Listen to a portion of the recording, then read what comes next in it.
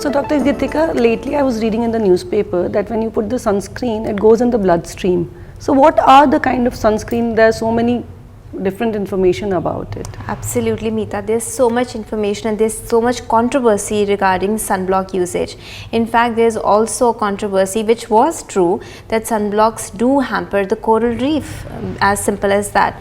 So now the government has come out with various jurisdictions as to the usage of certain ingredients in the sunblock. So you are pretty safe if you're using good sunblocks. And I always suggest using a combination of a physical sunblock over a chemical sunblock, because physical sunblock is just physically protecting your skin. What is the difference? So it's you have to read the label. It's zinc oxide or titanium oxide. That's the pretty much sunblock which gives that white sheen that people say that we don't want that white sheen. That's a physical sunblock property. That one should use. Yes, that is much more safer if you are irritant to any of the properties, or maybe you just want to keep it as natural as possible.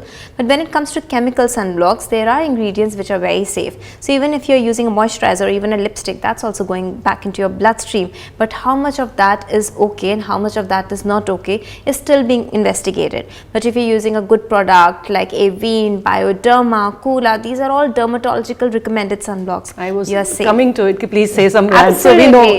So use a good dermatologically recommended sunblock. We are safe then. And what about this whole thing that you could take some vitamins and stuff and that will also up?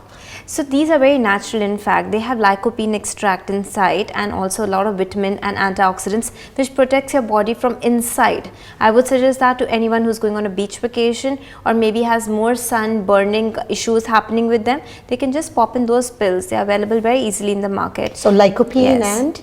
Xanthine, and there's a lot of vitamins and antioxidants. There's a very well-known international company who is actually marketing it and selling it in India by the name HelioCare.